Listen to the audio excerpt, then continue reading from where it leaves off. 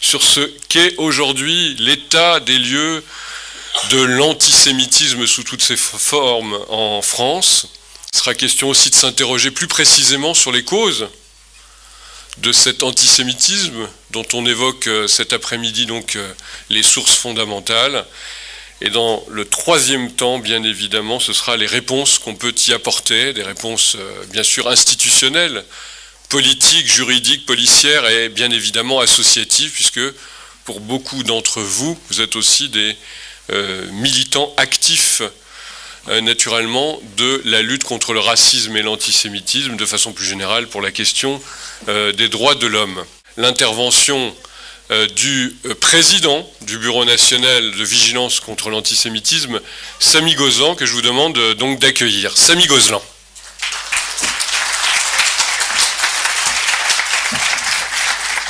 Merci Michel Zerbib. Je vous remercie d'être venus aussi nombreux aujourd'hui, un jour de semaine. Et je pense que dans quelques instants, la salle sera encore beaucoup plus remplie. Parce que ce qui me tracasse le plus, c'est que justement, il y a tellement de gens qui se soient intéressés à ce colloque. Ça veut dire naturellement que cela les préoccupe au plus haut point. Comme on me l'a demandé hier quand on m'a interviewé, j'ai dit je ne me réjouis pas justement du fait que tellement de gens aient envie de participer à ce colloque. Je suis même attristé, ça veut dire que les choses sont graves. Comme l'a dit tout à l'heure Michel, ça fait 13 ans. Quand les choses ont commencé en l'an 2000, on pensait qu'il suffisait qu'on identifie le phénomène et que les choses allaient s'arrêter. Les institutions de la République, comme les institutions communautaires, ne comprenaient pas ce qui se passait. Il y avait des rabbins qui étaient agressés, des restaurants qui étaient attaqués, des synagogues qui étaient incendiées, des écoles juives. On ignorait les raisons pour lesquelles il y avait ce mouvement. Beaucoup pensaient encore que c'était l'extrême droite qui était la cause de ce phénomène. Et il a fallu qu'on fasse un premier recensement qui a été publié d'abord sur la revue de notre ami Shmuel Trigano qui va venir tout à l'heure, et puis peu de temps après par le journal Marianne. Mais les gens ne se sont pas véritablement intéressés aux choses. On s'est rendu compte que les actes les plus nombreux et les plus graves étaient commis dans des villes, c'est pour ça qu'on l'a appelé d'ailleurs de banlieue, dans des villes de banlieue où on faisait de l'incitation à la haine d'Israël et du soutien à la cause palestinienne sans aucun discernement. Alors pour moi, ce nouvel antisémitisme peut être éradiqué, peut disparaître. Il suffit que les pouvoirs publics et les associations prennent conscience du phénomène et prennent des dispositions radicales, je dis radicales, si vraiment on veut que l'antisémitisme cesse, en tout cas celui-ci, il peut cesser, il doit cesser, parce que nous, nos enfants, nos rabbins, en ont assez d'être protégés et surprotégés. Il n'est pas normal que quelqu'un qui sort barbu, en djellaba, ou avec une chachia, ou quelqu'un qui ait la peau de couleur, ne risque rien, tant mieux qu'il ne risque rien. Et que parce que de nos enfants va dans une école juive, ou qui porte une kippa, ils sont en danger. Qu'on ne puisse plus laisser un livre de prière oublié dans une voiture qui risque d'être incendiée. Tout cela doit cesser. Et pour que cela cesse, je pense que tous les intervenants que je remercie, volontiers d'avoir participé, de nous donner leur lumière, de nous faire part de leur savoir, de leur connaissance. Tout cela va nous permettre de nous dire pourquoi cet antisémitisme et comment on peut en finir avec cela. Merci à toutes, merci à tous. Le premier débat, je disais, c'est le constat, qu'est-ce qui se passe aujourd'hui dans notre pays, qu'est-ce qui se passe depuis 13 ans, et c'est le premier débat qui sera composé de, je vous rappelle, de Frédéric Ploquin, qui est grand reporter à Marianne, qui a beaucoup d'ailleurs travaillé sur cette question et qui sera d'ailleurs le modérateur du débat. Il l'a accepté très gentiment. Michel Dubec, qui est expert psychiatre et qui nous parlera bien évidemment de ce qu'est l'antisémitisme à la fois dans l'histoire récente et l'histoire très proche.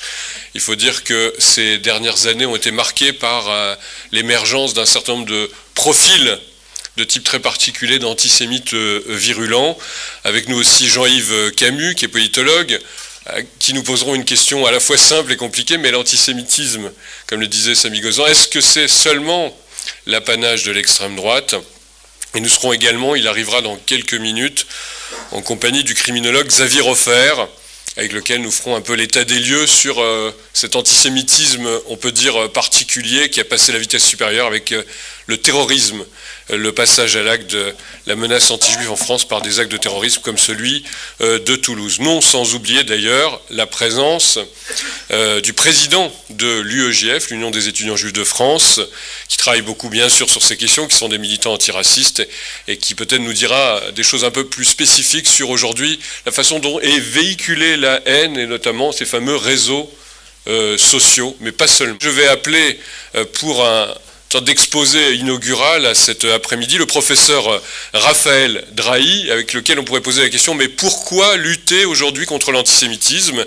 Le mal anti-juif et l'avenir des démocraties. C'est l'intervention du professeur Raphaël Drahi que je vous demande d'accueillir.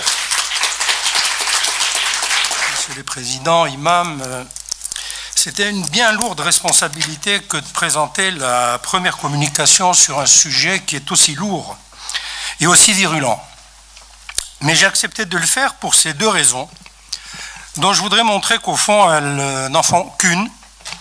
D'abord, le caractère pathologiquement énigmatique de l'antisémitisme, de l'antijudaïsme, ce que j'appelle l'antisémitisme anti-juif, mais aussi le danger mortel qu'il représente pour les démocraties partout dans le monde.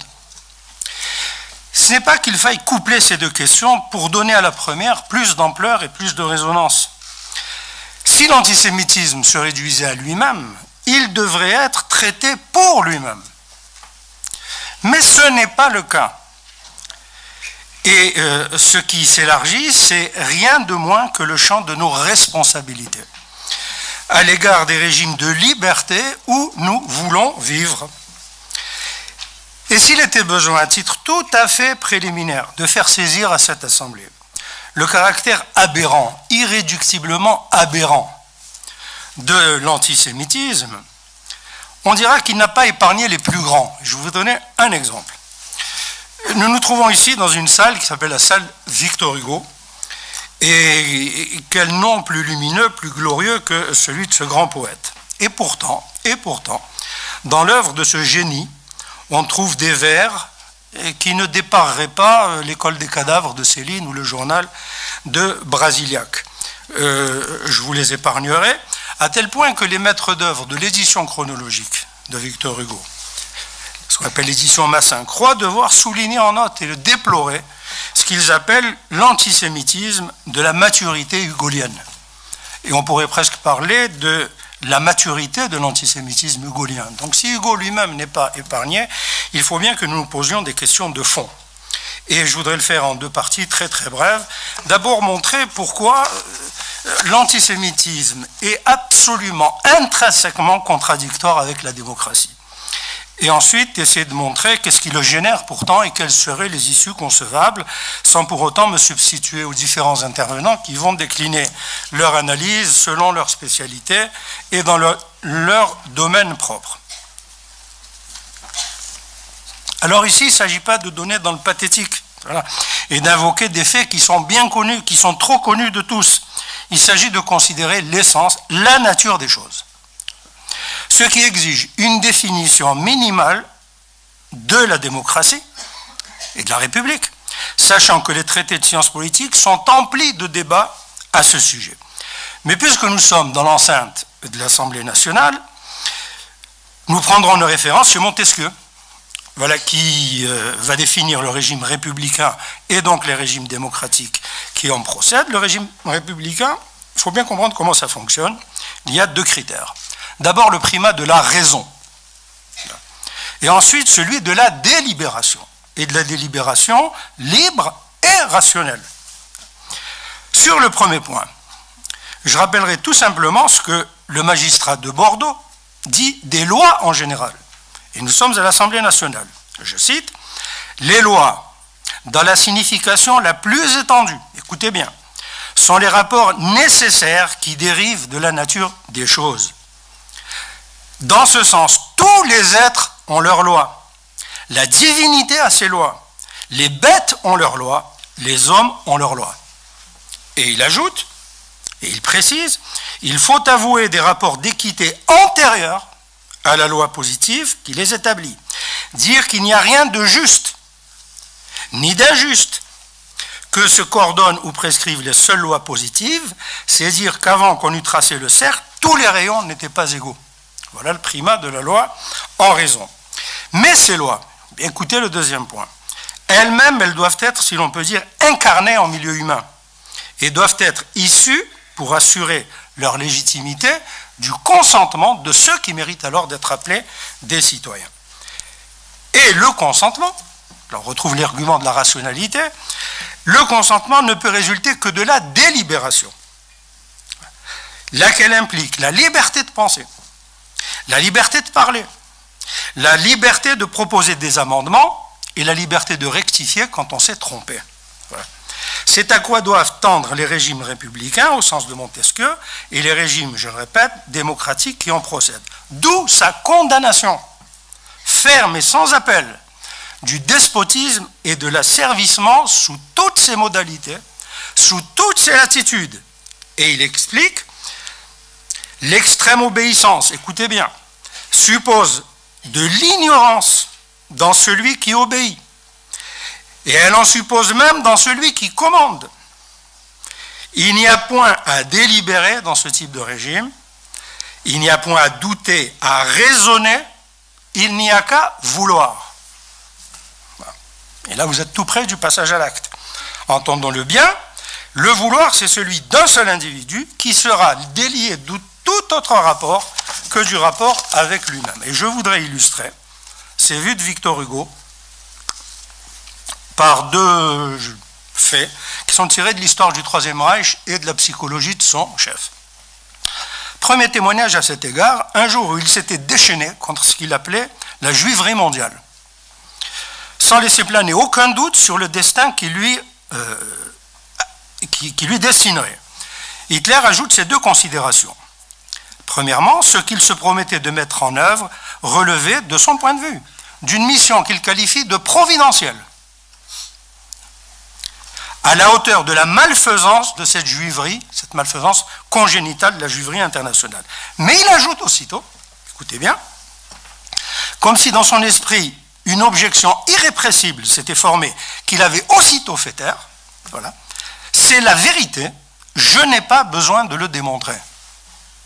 C'est la vérité, je n'ai pas besoin de le démontrer, par quoi se produit la dislocation de tous les critères de raison proposés pour le régime républicain et le régime démocratique par Montesquieu. Et cet exemple ne devait pas rester sans suite. C'est le témoignage de Primo Levi, qu'il faut citer ici, qui nous place devant la béance ténébreuse de cette contradiction. Après sa déportation, Primo Levi est enfermé dans une baraque avec d'autres déportés. Tous meurent de soif. Dehors, il gèle. Primo Levi aperçoit un glaçon qui pend près de la fenêtre. Il ouvre la fenêtre, il prend ce glaçon pour se désaltérer. Et à ce moment, un soldat de la Wehrmacht entre et lui assène une gifle à assommer un bœuf. Sidéré, Primo Levi, qui parle allemand, lui demande « Mais pourquoi? Warum ?»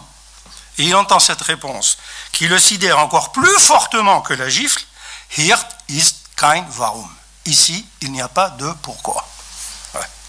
Autant dire pas de jugement, pas de délibération, pas de raisonnement, pas de raison, pas de loi. Et lorsque l'antisémitisme, cet antisémitisme-là, s'empare du pouvoir d'État et maintenant du pouvoir d'État international. C'est la déraison qui s'empare du monde, et alors il n'y a plus que deux issues. Le désistement, comme à Munich, ou bien alors écraser le régime qui emploie ces arguments de force. Alors ces hypothèses étant éclairées, j'aborde le deuxième point de mon exposé sur ce qui explique la récurrence de l'antisémitisme et la possibilité d'entrevoir des issues. Le propre de l'antisémitisme, quels qu'en soient les oripeaux et les masques, voilà, c'est son caractère soudain, inattendu. Voici une phrase que je vais vous citer et je vais vous demander de qui elle est. Belle conspiration à organiser pour l'extermination de la race juive. Les juifs sont les bibliothécaires et les témoins de la rédemption. Alors je ne vais pas vous faire trop languir, elle n'est pas de Céline, elle n'est pas de Brasiliac, elle n'est pas de qui vous voudrez, elle surgit dans les notes de Baudelaire, réunie sous le titre « Mon cœur mis à nu ». On ne lui fait pas dire. Et elle m'a sauté au visage en lisant ce livre. J'en ai parlé à mon collègue et ami, le professeur de psychopathologie Michel Molkowitz, qui m'a fait observer, écoutez bien, l'antisémitisme est pulsionnel. Pulsionnel. Mais tous les psychanalystes savent, et là je mets ma casquette de directeur à l'école doctorale de psychanalyse de Paris 7, tous les psychanalystes savent que la pulsion s'échappe lorsque la loi défaille. Voilà. Et pourquoi défaille-t-elle, s'agissant des juifs? Ou pourquoi se met-elle en panne quand on la sollicite? Parce que l'on suppose que son objet n'en est pas digne. Et qu'est-ce qui fait l'indignification de cet objet? Eh bien, c'est une histoire complètement aberrante, encore une fois. C'est la manière dont s'est construite l'identité religieuse mondiale au cours des 2 derniers millénaires. Avec cette opposition entre l'ancien et le nouveau, les juifs étant relégués dans l'ancien, naturellement, en étant dépossédés de leur identité, en étant éradiqués de leur histoire et en étant dépossédés de toute projection spatiale humainement acceptable. Et ce n'est pas seulement leur déshumanisation qui est maintenant en question, il faut employer un autre terme que les philosophes utilisent, mais enfin, ce terme philosophique n'empêche pas la chose d'exister, c'est ce qu'on appelle la désétration. C'est-à-dire que les juifs n'ont même plus d'être, et vous comprenez que quelqu'un qui n'a plus d'être en tant que tel, eh bien, est à la merci de tous les passages à l'acte, individuels et collectifs. Mais il faut comprendre que cette construction identitaire, si on peut la nommer comme ça, est aberrante. Parce que la chrétienté qu'il a élaborée va en subir les conséquences, avec l'apparition de nouvelles foi, de nouvelles formes de croyances qui vont user vis-à-vis d'elle des mêmes arguments qu'elle a utilisés vis-à-vis du peuple juif originel, ce qui fait que l'identité mondiale actuelle est complètement déstabilisée, elle est sismique. Elle ne relève pas des professeurs de sciences politiques, elle relève des vulcanologues. Et j'en arrive à ma conclusion. C'est finalement cette dernière considération par cette dernière considération que je ne veux non pas conclure, puisqu'on commence nos travaux, et qui pourrait prétendre à une conclusion, mais ouvrir quelques lignes de réflexion. Écoutez bien. Il y a dans l'antisémitisme, et je m'adresse à ceux qui seraient tentés par cette voie, ou bien qui s'y laisseraient aller. Il y a dans l'antisémitisme quelque chose de profondément destructeur, génocidaire, je ne sais pas comment dire, existencidaire. On ne sait plus quel mot employer. Mais il y a aussi quelque chose de profondément autodestructeur, de suicidaire. Faut-il rappeler comment sont morts Hitler, Mussolini, Goebbels et son épouse, qui avant de se tuer elle-même, a euthanasié tous ses enfants dans le bunker du dernier repli. C'est la réflexion que je me faisais à Berlin, lors de l'unique voyage que je me suis autorisé à faire dans ce pays en juillet 2011, avec un groupe de jeunes rabbins qui m'avaient invité à les accompagner. À Berlin même, voilà, tout se passait comme si dans ma rétine, s'était inscrit tant et tant de scènes affreuses, innommables, qu'elles se reconstituaient d'elles-mêmes sur un écran extérieur et invisible. Et en même temps, marchant dans les rues de Berlin, nous nous disions, ça c'est l'autre aspect des choses, qui devrait faire réfléchir les antisémites ou les anti-juifs, nous nous disions que pas un mètre carré de cette ville n'avait échappé aux impitoyables bombardements de l'aviation alliée, Pas une seule maison n'avait échappé aux assauts des soldats ivres de revanche de l'armée rouge. Alors faudra-t-il, mes chers amis, que cette histoire se répète avec d'autres acteurs, mais avec le même scénario? Le grand théoricien de l'histoire Fernand Braudel faisait la différence entre ce qu'il appelait les durées courtes, les durées longues et les durées trop longues. L'antisémitisme, et on l'a combien de fois noté, s'inscrit à présent dans une durée qui est beaucoup, beaucoup trop longue. Autant dire qu'elle n'a que trop duré. Et puisque nous avons commencé avec Montesquieu, qui est le nom de l'école que Samy et moi avons fréquenté, étant enfant, je laisserai à Montesquieu le dernier mot. Voilà. Les Juifs, dit-il, sont à présent sauvés. La superstition ne reviendra plus, on ne les exterminera plus par principe de conscience. Puisse, mesdames et messieurs, l'espérance de ce père du droit public contemporain ne plus être plus longtemps déjugée. Je vous remercie de votre attention.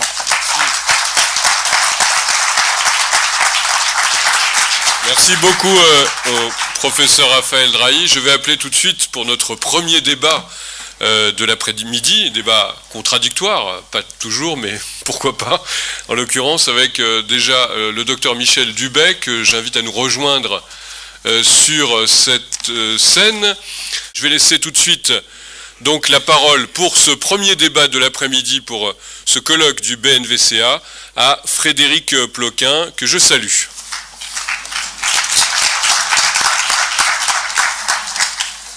Bonjour, bonjour.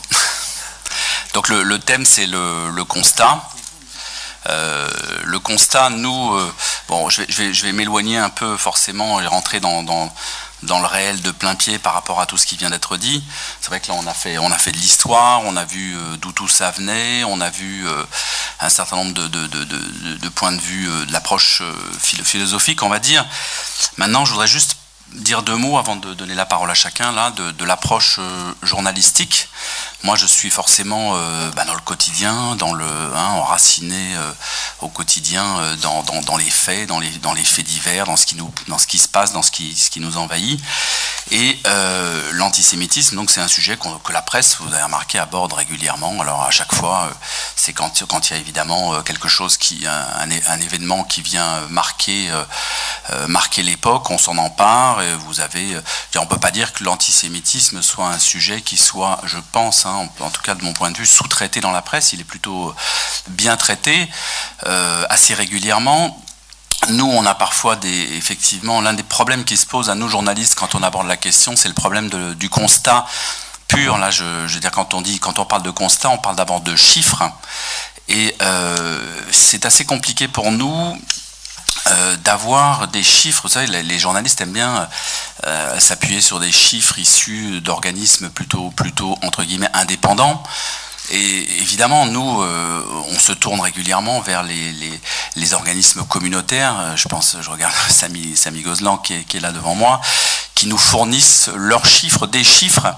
Mais le point de vue du journaliste, c'est quand même toujours d'essayer d'avoir un peu de distance par rapport à ce type de mesures-là. Et on essaye en général donc de rapprocher les chiffres qui nous viennent d'organismes internes à la communauté, des chiffres qui peuvent venir soit du ministère de l'Intérieur, soit de la Commission nationale consultative des droits de l'homme, qui, elle, analyse l'évolution du racisme sous toutes ses formes, dont l'antisémitisme depuis 1991, donc qui nous fournit un certain nombre de chiffres. Je ne vais pas vous les asséner là, mais il y a deux questions qui se posent. Enfin, la première, quand on est journaliste, c'est toujours, quand on est confronté à un phénomène, c'est est-ce qu'une augmentation de chiffres signifie que l'on mesure mieux la chose ? Ou est-ce que une augmentation des chiffres signifie qu'il y a une réelle poussée d'un phénomène? On est obligé, nous journalistes, de se poser la question avant d'écrire. Et c'est vrai qu'il y a un certain nombre de problèmes de société sur lesquels il est évident que c'est parce qu'on mesure mieux les phénomènes que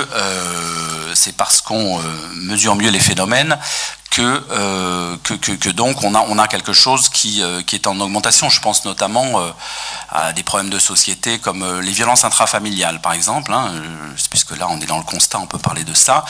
Les violences intrafamiliales flambent en France depuis plusieurs années, Et c'est pas terminé pour une raison extrêmement simple, hein, c'est que on les mesurait pas avant, c'est que c'est une réalité qui ne sortait pas du huis clos familial pendant des années, et que voilà, depuis 4 ou 5 ans, le ministère de l'Intérieur, la police est prié, les policiers ont été invités par les ministres successifs à s'y intéresser. Donc c'est un phénomène qui ne va cesser de monter. Alors on pourrait presque souhaiter, je veux dire, moi ce que l'on peut souhaiter comme journaliste, c'est une meilleure mesure des outils fiables dont on puisse nous s'emparer en tant que journalistes, non hors médias communautaires. Je veux dire qu'on puisse au moins avoir une... Voilà, donc je pense qu'il faudra améliorer ces outils. Sinon, avant de passer la parole à chacun, moi, je vais dire 2 mots sur ce que je constate. Moi, je suis un peu spécialisé sur les phénomènes criminels. Donc, j'observe depuis longtemps la voyoucratie de très près et je m'intéresse énormément à la manière dont la voyoucratie tient ou ne tient pas certains quartiers en France, c'est-à-dire en gros à tout ce qui touche à l'économie souterraine, l'économie parallèle, qui fait qu'il y a une sorte d'ordre social qui s'établit dans certains quartiers de France qui autour de la question du business, des affaires, du trafic de drogue, etc. Et là, je vais dire ça en introduction, j'y reviendrai peut-être après. Moi, ce qui me frappe en tant qu'observateur de ces phénomènes criminels, c'est que, parce que je vais beaucoup dans ces quartiers-là en question, je m'y promène, je veux dire, voilà, j'y vais, j'enquête, on va dire. Et là, ce qui me frappe en ce moment, et ce sur quoi je travaille actuellement, c'est une espèce de lent basculement, qui m'inquiète énormément du point de vue de l'antisémitisme, où je vois que ceux à qui je devais m'adresser pour entrer dans les quartiers avant étaient des trafiquants de drogue, avec tout ce qui va avec, tout ce qui va, je veux dire, assez identifiable, et que de plus en plus j'assiste à une espèce de transfert de l'autorité des trafiquants de drogue vers les barbus. Et ça, honnêtement, c'est quelque chose qui, moi, m'inquiète énormément du point de vue de toutes les conséquences que ça pourra avoir en termes d'antisémitisme.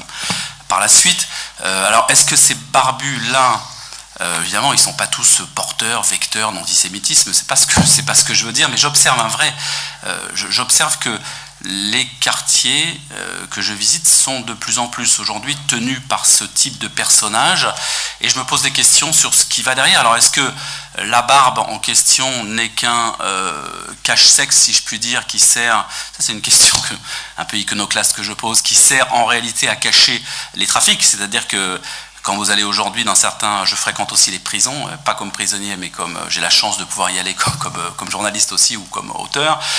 Et je constate que dans les prisons, l'ordre est de plus en plus... C'est pareil que dans les quartiers. L'ordre bascule et que l'ordre est de plus en plus tenu dans les prisons aujourd'hui françaises par les barbus. Je les appelle comme ça hein, communément, c'est pas péjoratif, n'y voyez pas de... j'observe la même chose sur les prisons.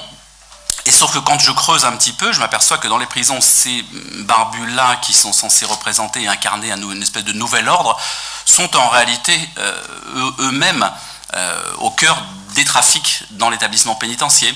Alors là, je me dis, tiens, c'est finalement, est-ce que, voilà, j'ai des questions que je lance qui sont un peu iconoclastes, je dois le reconnaître, mais est-ce que ça ne cache pas, est-ce que finalement, là, en l'occurrence, la barbe n'est pas quelque chose qui sert simplement à cacher autre chose, à cacher des intentions criminelles. Et j'introduis ça volontairement pour vous dire que derrière ces constats, nécessairement, moi j'ai des craintes et je ne suis pas les seuls à les avoir. Je fréquente également beaucoup les policiers, les ministres de l'Intérieur successifs, et pour lancer le débat sur le concret actuel, je dirais que depuis l'affaire Mera, qui en gros, hein, parce que je ne vais pas remonter moi aux 2000 ans qu'il y a derrière, je m'intéresse évidemment comme journaliste à l'actualité immédiate. Je sais que les deux millénaires qui ont précédé sont importants pour comprendre, mais il y a quand même quelque chose qui s'est passé en France il y aura l'avant et l'après Mera. Et je dois vous dire qu'aujourd'hui, effectivement, à la fois Manuel Valls, le ministre de l'Intérieur, que les patrons des services de renseignement que je peux rencontrer sont globalement inquiets de cette espèce de folie qui s'empare de certains jeunes qui tout d'un coup rêvent de quitter la France et nos quartiers pour aller s'engager dans des causes dont ils ne connaissent strictement rien, finalement, dont ils connaissent à peine les tenants et les aboutissants, et qui sont porteurs d'une violence, voilà, c'est ce que Manuel Valls appelle à juste titre, à mon avis, et c'est là où c'est bien, où politiquement aujourd'hui on a des ministres qui ne cachent pas ces réalités. Manuel Valls parle d'un ennemi intérieur. Je crois qu'il est en train de sensibiliser la direction centrale du renseignement intérieur et la sous-direction de l'information générale, donc les anciens renseignements généraux, sur ces questions. Il y a un énorme travail qui est fait là-dessus, et je crois que les services de renseignement français sont en train de se renforcer dans l'observation de ces phénomènes, avec comme dernier avatar, si je puis dire, l'affaire de Sarcelles, où là, à partir, je sais pas la peine de raconter l'affaire, je crois que tout le monde la connaît, mais à partir d'éléments d'ADN, donc sur la base d'une attaque d'un commerce, la police est très vite remontée sur des petits trafiquants de drogue. Et là, il y a une connexion qui s'est opérée entre la police judiciaire qui enquêtait et la direction centrale du renseignement intérieur, qui a dit « Ah bah oui, ça correspond à une équipe qu'on surveille ». Et ils ont neutralisé une équipe qui était potentiellement, qui pouvait faire des dégâts, non pas au fin fond du Mali ou en Syrie, mais en l'occurrence dans la banlieue parisienne, qui avait donc une liste qui a été saisie, qui n'est pas connue, parce que je crois qu'il n'est pas forcément... Enfin, les services judiciaires... La justice n'a pas forcément envie qu'on la connaisse entièrement, mais une liste d'objectifs comme ça à atteindre communautaire. Donc voilà, ce sont des choses, ça c'est ce que je dirais moi pour commencer sur le constat que je peux faire comme journaliste, mais nous allons donc d'abord, avant de débattre, passer la parole aux uns et aux autres, et d'abord à Jean-Yves Camus, donc, qui, d'après ce que j'ai compris, devait partir le premier. Merci. Je vais tenter de faire excuser mon départ précipité en étant volontairement provoquant. La question qui m'est posée est de savoir si l'extrême droite a l'apanage de l'antisémitisme. La réponse est la suivante, elle ne l'a absolument pas. Et on disait tout à l'heure que quelque chose avait changé depuis l'affaire Mera. Dans ce domaine, les choses ont changé depuis le début des années 2000. Il serait temps qu'on s'en aperçoive.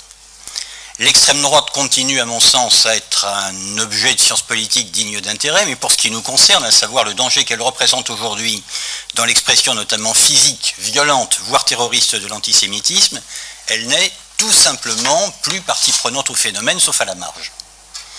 Dans les années 1980-1990, on pouvait effectivement voir encore des groupuscules d'extrême droite qui faisaient de l'antisémitisme violent le cœur de leurs activités groupusculaires. Mais enfin, soyons quand même un petit peu lucides. Est-ce qu'on peut imputer au principal parti catégorisé comme étant d'extrême droite aujourd'hui, c'est-à-dire le Front National, des actes antisémites et des violences telles que celles que les institutions communautaires, le BNVCA, d'autres répertorient? Encore une fois, sauf à la marge, et sauf pour ce qui concerne des actes de violence symbolique, tel graffiti, tel tag, telle publication qu'on peut trouver éventuellement en kiosque, mais qui ne touche qu'un public extrêmement restreint, la réponse est non. Est-ce qu'on peut, sous prétexte qu'il existe encore un certain nombre de groupuscules qui, comme ce week-end à Lyon, invitent à s'exprimer, je cite, Vincent Renoir révisionniste, le métier, si j'ose dire, que l'homme indiquait sur le programme. Est-ce qu'on peut, au prétexte qu'un groupe de fous furieux comptant 200 ou 300 personnes invite un tel personnage à s'exprimer en public dans une manifestation qui s'est tenue ce week-end à Lyon, considérer que c'est là le danger majeur pour la République et pour la communauté juive? Évidemment que non. À la limite, allons même un petit peu plus loin. Pourquoi n'aurait-il pas existé une extrême droite qui ne soit pas antisémite? Ça s'est vu dans l'histoire. Il y avait souvent de mauvaises raisons au fait qu'une partie de l'extrême droite manifeste, notamment après la Seconde Guerre mondiale, une certaine sympathie, soit pour les Juifs, soit pour Israël. Il y avait une certaine volonté de dire, après tout, puisqu'Israël est le principal rempart de l'Occident face à la menace arabe, finalement, on s'est peut-être par le passé trompé d'ennemis, Et il y a peut-être là une alliance objective à nouer. Mais on peut aussi concevoir intellectuellement qu'il existe des personnalités qu'on a étiquetées à l'extrême droite et qui par certains côtés l'étaient, et qui en fait n'étaient pas antisémites. Et ont pu même à un moment donné abjurer cette partie de leur itinéraire intellectuel qui avait été antisémite pour passer à un philosémitisme tout à fait réel, et à un philo-israélisme, si je puis dire, un philo-sionisme tout à fait de bonne aloi. Je le dis parce que vient de paraître un petit ouvrage tout à fait digne d'intérêt, qui est une biographie de Pierre Boutan, que vient de commettre mon ami Jérôme Bénard, et qui montre que cet homme, qui a sans doute été, à mon sens, un des plus grands philosophes français du siècle précédent, a pu, après avoir connu effectivement, étant à l'Action française, une période antisémite, eh bien, revenir là-dessus. Et puis allons plus loin. Est-ce que ce qu'on a présenté dans les années 70-80 comme étant le péril majeur, le péril intellectuel majeur, à savoir la nouvelle droite, doit, au prétexte qu'elle rejette une partie de la tradition judéo-chrétienne, être catégorisé comme étant antisémite? Pour ma part, au vu de l'itinéraire intellectuel d'un certain nombre de personnes, je pense en particulier à Alain de Benoît, je pense que le qualificatif n'est plus de mise et qu'il faut savoir admettre à un moment donné que sur un itinéraire intellectuel de 40 ans, les gens évoluent. Et puis, non, l'extrême droite n'a pas l'apanage de l'antisémitisme, d'abord parce que ce que disait le professeur Raphaël Drey est infiniment exact. Il y a 2000 ans de notre histoire qui ont été fondés sur cette antinomie entre l'ancien et le nouveau, et la validation de l'ancien par le nouveau. Mais cet antijudaïsme chrétien, il n'était pas d'extrême droite. Il était tout simplement un antijudaïsme chrétien qui transcendait largement les différentes sensibilités du christianisme et qui a laissé ses marques à la fois chez ce qu'on a appelé les chrétiens progressistes, dont certains ne le sont guère, sur les questions qui nous intéressent.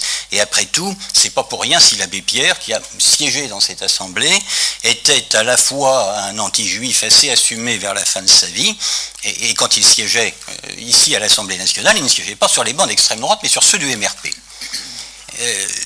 D'autre part, il y a un antisémitisme, bien évidemment, qui non seulement n'est pas d'extrême droite, mais qui est intrinsèquement lié à l'histoire du marxisme et à l'histoire de l'extrême gauche. Une des phrases les plus chargées d'antisémitisme que j'ai jamais, non pas entendues, j'étais trop jeune, mais lues, est celle-ci: 6 millions de juifs sont morts parce qu'ils étaient des juifs d'argent.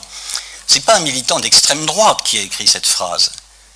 C'est Ulrike Meinhof, c'est-à-dire la principale animatrice avec Andreas Bader de l'ultra-gauche violente des années 70 et qui en fait réduisait ainsi, dans une sorte de délire anticapitaliste qui était propre à cette famille politique, toutes les victimes de la Shoah à des êtres d'argent, ce que pour l'immense majorité d'entre eux, vous le savez bien, ils n'étaient guère. Il y a une tradition intrinsèquement antisémite qui part de Marx et qui continue tout au long de l'histoire du marxisme, tout au long de l'histoire de l'extrême gauche. Il y a bien évidemment, au nom d'une interprétation de l'islam qui aujourd'hui se traduit par les chiffres, par les actes que nous avons vus tout à l'heure défiler derrière nous, un antisémitisme islamiste radical dont on peut toujours, au terme d'un jeu de l'esprit, m'expliquer qu'il est finalement l'équivalent musulman de l'extrême droite. Mais enfin, tout cela, ce ne sont finalement que des jeux destinés à ranger les idéologies dans des cases. Cela n'a rien à voir avec ce que l'on a coutume ici, en France, de considérer comme étant l'histoire de l'extrême droite, qui, encore une fois, aujourd'hui, dirige son action politique, si l'on considère que le Front National est un parti d'extrême droite, ce qui peut faire débat, sur de toute autre cible que la communauté juive, même s'il y a encore dans le programme de ce parti un certain nombre de choses. Je pense à l'interdiction de l'abattage rituel, ou à l'interdiction des subventions aux associations dites communautaristes, qui incontestablement n'en fait pas un parti de nos amis.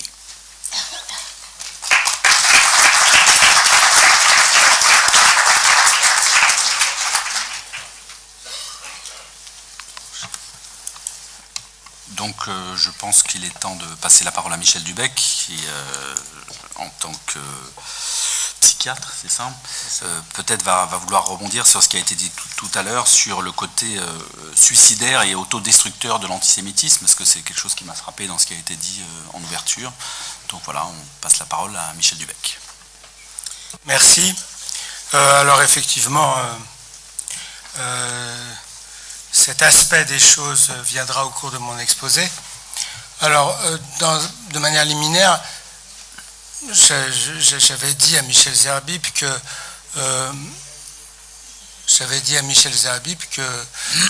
les causes psychologiques individuelles de l'antisémitisme n'existent pas et que donc je pouvais partir immédiatement et ne pas participer à ce débat. Je dis bien les causes individuelles, hein. Bien évidemment, les causes générales des mécanismes psychologiques, il suffit de se reporter à Freud, à Malaise de la civilisation, et à ce qu'il dit du narcissisme des petites différences, qui conduit directement à la haine des petites différences. Donc Michel Zerbib avait maintenu son titre qu'il m'a donné en demandant, en fin de question, en demandant l'antisémitisme est-il une pathologie? Bon, alors je vais commencer par la fin et je vais immédiatement répondre que non, l'antisémitisme n'est pas une pathologie, c'est une physiologie, c'est normal. Comment dirais-je, pourquoi? Pour une raison très simple, enfin très simple, pour une raison en tout cas.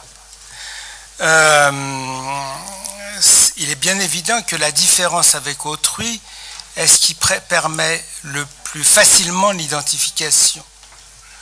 Ressembler à un modèle positif, suivre un grand homme ou un prophète, c'est un chemin lourd, difficile, long. Alors qu'en revanche, être contre quelqu'un, être opposé à quelqu'un, là c'est facile, c'est direct, c'est immédiat. Donc, l'antisémitisme, comme les autres racismes, sont une conduite de facilité qui est très habituelle chez l'homme. Je ne rappellerai pas l'expression que vous connaissez tous et qui est que l'enfer c'est les autres, mais, pardon, excusez-moi, mais ça revient à ça. Donc l'antisémitisme n'est pas une pathologie, mais c'est au contraire une référence culturelle structurante, parce que le problème, c'est pas Hitler. Hitler tout seul, c'est pas un problème. Le problème, c'est ceux qui l'ont suivi. C'est les millions qui l'ont suivi. C'est ça le problème, c'est-à-dire la transmission d'une idée quasiment délirante pour en faire une vérité collective. Vous savez, en psychiatrie, on a un aphorisme assez connu qui dit qu'est-ce que le délire? Le délire, c'est la théorie d'un seul. Qu'est-ce que la théorie? C'est un délire à plusieurs. Et c'est là où se situe le danger de l'antisémitisme. Bon, en conséquence, moi je pense que les vérités sur cette question vous viendront plus des sociologues ou des historiens que de moi. Cependant, il y a toujours, si vous voulez, une contradiction entre les mécanismes généraux et les perspectives individuelles, voire anecdotiques. Par exemple, la première mise en lumière, enfin, une des mises en lumière importantes après la guerre des méfaits du nazisme fut le procès de Nuremberg. Au procès de Nuremberg, il n'y a pas eu une seule victime juive qui est venue témoigner, sauf une. Il n'y en a eu qu'une. C'était un juif russe qui voulait témoigner en yiddish. On ne l'a pas laissé, il a été obligé de s'exprimer en russe. Mais en dehors de lui, il n'y en a pas eu. Et le procès de Nuremberg a été un éclairage très théorisé du plan concerté, du crime contre la paix et, in fine, du crime contre l'humanité. Alors que on peut y opposer le procès Eichmann. Le procès Eichmann, ça a été exactement, enfin pas le contraire exactement, il ne faut pas exagérer, mais en tout cas au procès Eichmann, ça a été la voix donnée aux victimes, mais ça ne suffit pas la voix donnée aux victimes, ça a été l'aspect révélateur de leur témoignage à la fois pour l'histoire et à la fois pour les théoriciens. Donc moi j'ai choisi évidemment forcément le côté anecdotique, le côté individuel parce que c'est mon métier, et j'ai choisi de vous comparer deux hommes qui sont Paul Touvier et Youssouf Fofana.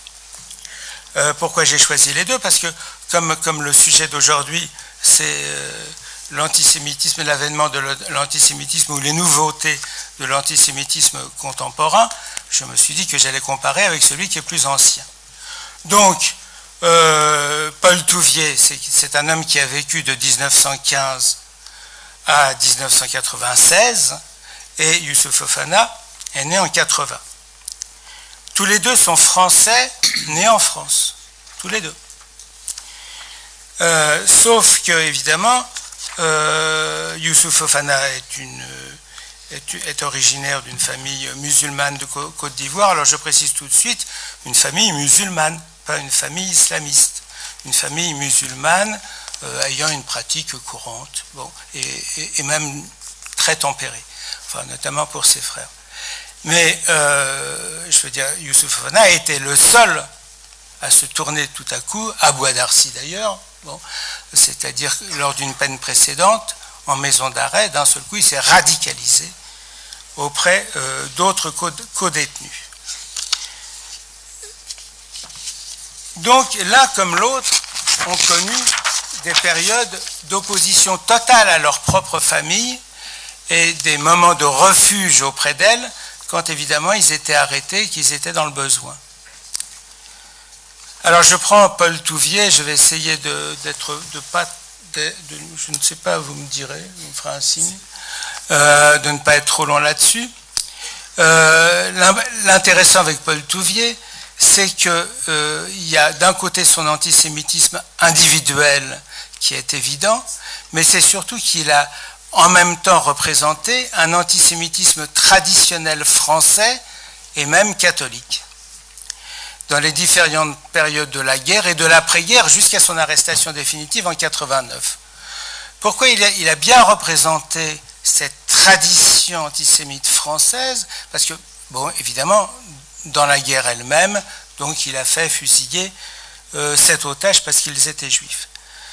Et que, surtout, il était, comment dirais-je, il était chef du 2e bureau de la milice à partir du 30 janvier 1943, création de la milice. Et chef du renseignement, ça veut dire qu'il était amené à interroger un certain nombre de résistants et à obtenir des confidences, si je puis dire. Donc on imagine comment il faisait. Mais ça n'est pas tout, ça n'est pas cantonné à la période de la guerre. Après la guerre, il bénéficie en 1972 d'une grâce présidentielle de Georges Pompidou.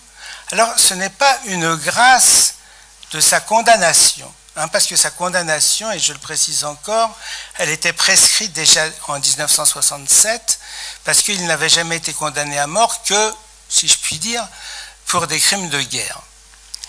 Mais qu'est-ce qui s'est passé? C'est qu'il a été gracié pour des peines accessoires, c'est-à-dire il devait récupérer ses droits civils, pouvoir se marier et surtout hériter de la maison parentale.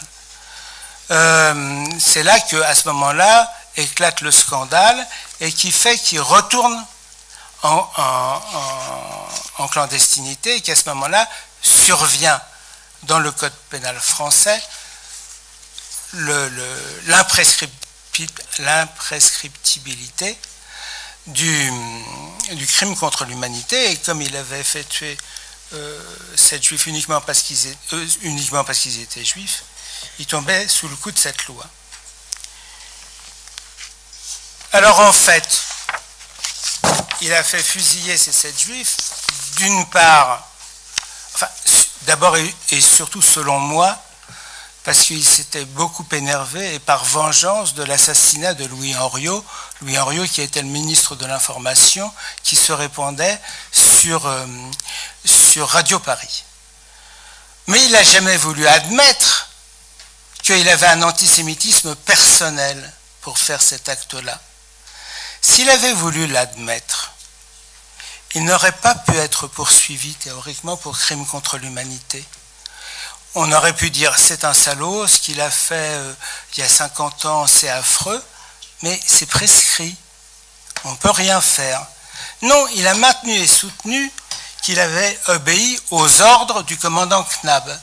À partir du moment où il avait obéi aux ordres du commandant Knab, il était l'acteur d'un plan concerté. Mais ça ne s'arrête pas là. En 92, pour clore son instruction, la première chambre de la Cour d'appel de Paris prononce un non-lieu. Elle prononce un non-lieu en disant, voilà, Vichy, l'État français de Vichy n'a pas agi selon un plan concerté. Et ça avait fait un tollé extraordinaire. Mais comme vous le voyez, cet antisémitisme rampant, cet antisémitisme sous-jacent, cet antisémitisme traditionnel avait aussi atteint les milieux judiciaires. Alors évidemment, après la Cour de cassation a cassé cet arrêt de la Cour d'appel et il y a eu le procès de 94 et il a été condamné. Mais voilà en quelques mots ce qui s'est passé pour Paul Touvier et pour dire au passage l'alternance qu'il y a entre l'antisémitisme individuel, la haine personnelle d'un homme qui, à partir du moment où il se situait dans la tradition française, agissait de manière masquée, de manière avec un mensonge, de manière tout en rétention. Ce n'était pas du tout, sur le plan individuel, une proclamation antisémite. Et bien évidemment, j'en viens tout de suite au problème d'aujourd'hui, où aujourd'hui, les jeunes désaxés, les jeunes désadaptés, les jeunes qui sont complètement éclatés et qui prennent l'image de l'islamisme radical parce que, bon, comme ils achèteraient des baskets, cela opère selon un antisémitisme proclamé et déclaré, un antisémitisme pulsionnel, immédiat et violent. Alors, jusqu'à présent, heureusement, il reste individuel, malgré les malheurs successifs que peuvent connaître les familles. Alors, à propos de cette affaire Ilan Halimi, il y a eu 2 livres que je vous recommande, 2 livres excellents, l'un écrit par Adrien Barrault tout de suite après l'assassinat, et qui est un livre philosophique et politique. Et l'autre livre que je vous recommande également a été écrit beaucoup plus tard, en 2011, par Morgan Sportes. Morgan Sportes a fait tout autre chose. Il a eu accès aux 8000 pages de l'instruction. Il a fait une enquête personnelle exhaustive sur Youssouf Fofana et sur les 25 qui l'ont suivi. Et comme c'est d'une qualité littéraire rare, il a eu au passage le prix Interallié. Alors, pour le dire crûment, il me faudra un petit peu d'eau parce que là, moi, j'y arrive plus. Pour le dire crûment, Youssouf Fofana a brûlé le corps d'un juif, a brûlé vif le corps d'un juif. Mohamed Merah, après avoir assassiné 3 militaires français et avoir très grièvement blessé le 4e, a poursuivi 3 enfants dans une école juive, les a tués à bout portant, et leur père aussi. Alors, dire de l'un et de l'autre que, vous me pardonnez parce que sinon je ne finis pas,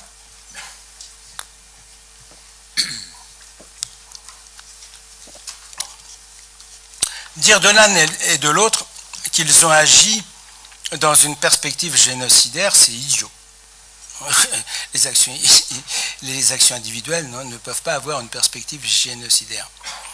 Mais dire qu'ils n'étaient pas animés des archétypes nazis, ce serait faux aussi. Autrement dit, ce sont des individus totalement désadaptés, désordonnés, instables, asociaux, qui réagissent de manière pulsionnelle, je le répète, à des images. Les images s'inscrivent et donnent immédiatement place à un passage à l'acte. c'est un peu les différentes formes de l'antisémitisme d'aujourd'hui, tel qu'il peut apparaître. D'ailleurs, pardon, je dois m'arrêter. Et donc, oui, bah, je vais tout de suite à ma... alors, quand même, à propos de la à propos de la mort d'Ilan Halimi. Vous vous rappelez évidemment tous l'affaire de Carpentras. Quand il s'agissait d'un, comment dirais-je, d'un crime symbolique portant sur le passé plus ou moins lointain du génocide et des Juifs, il y a eu des centaines de milliers de manifestants, dont le président de la République, dont Elie Wiesel qui a fait le voyage, etc. Après la mort d'Ilan Halimi, on était, je dirais pas qu'on était peu nombreux, il ne faut pas exagérer. Non, mais d'accord, mais on n'était que des Juifs. Voilà, c'est un peu ça le problème. À propos justement, c'est dommage qu'il est parti, Camus, c'est que là, il n'y avait plus les organisations de gauche et d'extrême gauche qui étaient dans le cortège. C'est aussi vrai après l'affaire Mohamed Merah. Voilà. C'est-à-dire à partir du moment où maintenant, on a des actes directs, des crimes pulsionnels, des crimes, des passages à l'acte, bien, si vous voulez, on les interprète soit sous couvert de la crapulerie pure, ça c'est Youssouf Fofana, sauf que l'association crapulerie-antisémitisme est à l'origine même du nazisme, donc il n'y a pas de raison que ça ne soit pas à l'origine d'autres, et sauf que on a beaucoup interprété sur, comment dirais-je, ces pauvres individus qui avaient une vie tellement difficile, tellement malheureuse, que ça pouvait expliquer qu'ils réagissent comme ça. Pas du tout, pas du tout. On dit toujours Youssouf Fofana, l'enfant des cités. Youssouf Fofana, de sa naissance à l'âge de 14 ans, il habitait 12e arrondissement, près de la place d'Aligre. C'était pas l'enfant des cités, c'est pas vrai. Et après, ils ont déménagé pour aller à Bagneux. Mais dans les années qui comptent, c'était pas un enfant des cités. Bon, il avait une pathologie personnelle, je dirais, sur laquelle je n'insisterai pas, qui fait qu'il est entré il était déjà scolarisé dans le 12e arrondissement, très jeune. Bon, il avait donc une pathologie personnelle qui a fait qu'il s'est aussi coupé de sa famille. Et c'est bien, je veux dire, pour dire une seule chose, et je vais m'arrêter là, que ce soit Mohamed Merah ou que ce soit lui, ce sont des personnalités en rupture, ce sont des électrons libres, ce sont des, comment dirais-je,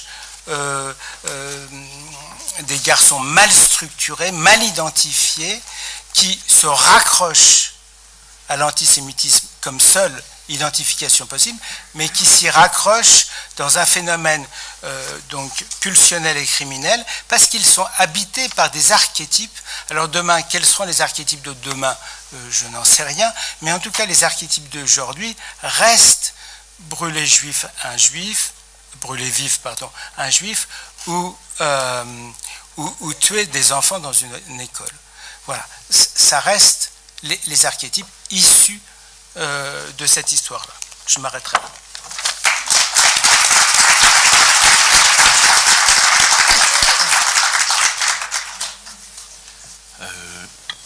Peut-être on laisse Xavier Hofer s'installer, mon ami criminologue arriver et s'installer, et on passe au préalable la parole à Jonathan Ayoun. Alors la question c'est est-ce que les réseaux sociaux amplifient ou non l'antisémitisme? Est-ce que d'une certaine manière ils le débrident? Est-ce qu'ils créent un espace d'impunité? C'est-à-dire, en gros, est-ce qu'on peut les contrôler? Est-ce que les lois en vigueur peuvent être appliquées sur ce vaste terrain virtuel? Voilà ce que j'aurais envie de savoir, Jonathan. Bonjour, merci de l'invitation. Je suis ravi de m'exprimer à cette table auprès donc du BNVCA et de Samy Gozlan, et en plus à l'Assemblée nationale, ce qui a toujours pour moi un sens particulier. Les questions que vous avez posées, je vais essayer d'y répondre avec une parole non pas de juriste, ni une parole scientifique sur la manière dont s'exprime l'antisémitisme sur Internet, mais avec simplement une parole militante celle d'une organisation qui a beaucoup agi ces derniers temps sur la lutte contre l'antisémitisme sur Internet. Et le phénomène qui se déroule en France, au-delà de rentrer plus en détail sur la responsabilité des acteurs du numérique et où on en est dans la loi française, c'est un phénomène qui se déroule de manière très particulière en France. C'est-à-dire que la manière dont la toile s'est enflammée avec des messages de haine antisémites, je ne suis pas expert en la matière pour pouvoir dire ça avec une assurance. D'ailleurs, je pense que personne n'a fait d'études en ce sens, mais je pense que c'est en France que le phénomène est très particulier. Je vais prendre pour démarrer un seul exemple, qui est le moteur de recherche Google. Comme vous le savez, j'imagine tous, lorsqu'on fait une recherche sur Google, le moteur de recherche nous suggère d'y associer des mots. Et les mots qui sont suggérés sont souvent les mots les plus recherchés par les internautes. C'est le résultat de requêtes des internautes. Et bien l'année dernière, pendant la campagne électorale, à côté des noms Sarkozy et Hollande, le premier mot suggéré était le mot juif. C'est-à-dire que pendant la période où les Français se demandaient pour qui voter, eh bien pour les deux personnes les plus influentes dans le monde politique, ou en tout cas amenées à avoir la haute responsabilité, la première question que se posaient les Français, c'était de savoir s'ils étaient juifs ou non, et je ne entrerai pas plus dans les détails sur les sites qui étaient justement tout de suite après suggérés. Donc si on suivait l'orientation proposée par Google, eh bien on était très rapidement, lorsqu'on veut chercher pour qui voter dans la France de 2012, amené à un site antisémite. Et ce phénomène-là, qui n'existe pas ailleurs, puisque lorsqu'on cherche les noms des politiques aux États-Unis, nous n'avons pas le mot juif qui est suggéré à côté, pourrait être placé derrière la liberté d'expression. Là-bas, cela n'est pas un problème, on peut faire des fichiers juifs. En France, cela est interdit, et c'est cela qui entraîne ce genre de phénomène. Mon analyse est plutôt que nous vivons aussi dans un pays où le fantasme quant à l'influence supposée des juifs dans le monde de la finance, des médias et de la politique est encore extrêmement présent et enraciné, et l'illustration de Google en est une preuve criante. Aujourd'hui, alors je vous le dis aussi tout de suite, si vous allez sur Google à nouveau faire ce type de recherche, vous ne trouverez plus le mot juif, puisque suite à l'action en justice que nous avions menée l'année dernière, eh bien il a été enlevé de la grande liste des personnalités dans le monde politique, de la finance et des médias, donc ce type de recherche n'est plus possible. Merci. Alors, le phénomène qui se déroule donc avec cet exemple de Google a pris une ampleur aussi particulière ces dernières semaines, vous l'avez remarqué, avec l'affaire Twitter. Ce que nous avions observé au mois d'octobre dernier était l'apparition d'un concours d'antisémitisme sur le réseau social Twitter. Et à ce moment-là, eh bien, un individu, a proposé un bon juif comme hashtag, comme sujet de rassemblement, de discussion, et à chaque internaute ensuite de compléter comme il souhaitait cette expression-là. Son intention était que cela soit complété de manière extrêmement violente, et ça l'a été, puisque un bon juif est un dur à cuire, un bon juif ressemble à un tas de cendres, et un bon juif est un juif mort, ont été multipliés de manière assez impressionnante, au point d'amener cet appel à la haine parmi les 3 sujets les plus populaires du réseau social. Donc durant une journée sur Twitter, on avait comme sujet suggéré, comme sujet de discussion les plus en vogue, par exemple le commentaire sur le dernier match sportif, sur le dernier film sorti au cinéma, et en 3e sujet le plus discuté, eh bien, un concours d'antisémitisme. Le phénomène a continué jusqu'à encore le mois dernier avec le hashtag si j'étais nazi. Il a également été le réseau social a également été le lieu d'appel aussi à la haine à l'égard des homosexuels et des musulmans, des noirs également, mais le phénomène a démarré avec le hashtag un bon juif, et je reviendrai sur l'affaire Twitter un peu après, mais ce que je voudrais dire aussi, c'était qu'au-delà de ces appels au meurtre, le phénomène qui m'a également mis mal à l'aise, c'est les commentaires qui étaient associés lorsqu'à ce moment-là, eh bien, le monde antiraciste, le monde communautaire s'est indigné. J'entendais un nouveau discours, qui est le discours de la concurrence des racismes. Il fait suite à la concurrence des mémoires. Le discours du 2 poids 2 mesures. Ah, parce qu'on s'en est pris aux juifs sur Twitter, eh bien ça en devient un sujet national. Parce que c'est de l'antisémitisme, alors cela mobilise le monde associatif, le monde politique. Si ce n'était pas le hashtag un bon juif qui était arrivé parmi les 3 sujets les plus discutés, on n'en aurait pas fait une telle affaire. Voilà le discours qui accompagnait, qui m'a gêné, qui n'était pas un discours directement antisémite, qui n'était pas donc celui des auteurs de ces messages-là, mais qui était le discours qui venait banaliser ce type de message et en même temps insinuer que c'est parce que les juifs savent bien parler de l'antisémitisme que ça devient un sujet tellement discuté. On serait favorisé, et cela me fait penser d'ailleurs à une blague, qui pour moi est la meilleure illustration, où dans l'Union soviétique, lorsque il y avait une période de ravitaillement, les gens faisaient une queue très longue pour acheter du pain à la boulangerie, et que les policiers arrivent et disent en premier, les juifs, il n'y a rien pour vous, vous pouvez partir. Et puis après, il dit, les étrangers en général, il n'y aura rien pour vous, vous pouvez partir. Ensuite, ils reviennent, ils disent, les trotskistes, il n'y aura rien pour vous, vous pouvez partir. Et enfin, les policiers reviennent et disent à tout le monde, en fin de compte, il n'y a pas de pain du tout, vous pouvez tous partir. Et là, il y a deux personnes qui attendaient donc depuis plus de 2 heures, qui disent, ah, encore une fois, les juifs ont été prévenus en premier. Et pour moi, c'est très symptomatique du phénomène qui est en place. Pour parler de la suite de l'affaire Twitter, donc, ces phénomènes, ce réseau social, Internet en général, devient un lieu, en effet, d'expression d'antisémitisme et de racisme, où les gens se sont désinhibés. Où grâce à un avatar, grâce à un pseudo, donc sous couvert d'anonymat, on se libère de sa responsabilité et on se permet de tout dire. Il n'est pas question de rendre responsable de cela Internet en général, ou cette invention.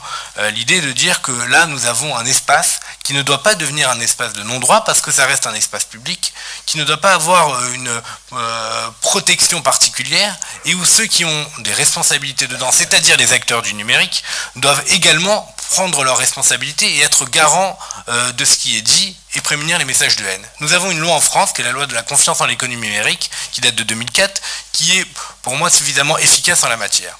L'idée n'est pas de mettre en place un système de contrôle, de surveillance en amont des messages qui seront postés sur Internet. De toute façon, c'est impossible. Pas question de venir contrôler chaque message qui est mis sur Twitter avant, sinon on tue même le sens de cet outil, qui est un outil fabuleux.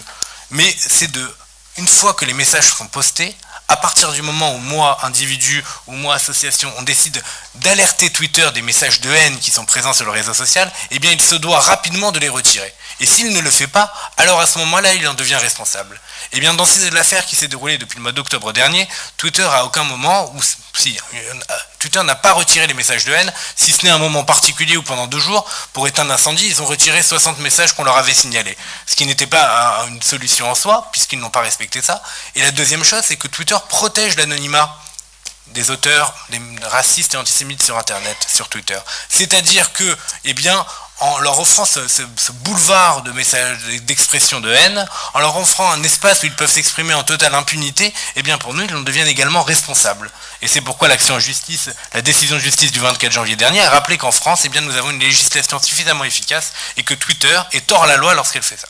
L'affaire est encore à suivre, puisque depuis le 24 janvier, l'entreprise américaine n'a toujours pas décidé ni de donner les adresses des auteurs de ces messages-là, ni de mettre en place un système de signalement comme l'impose la loi.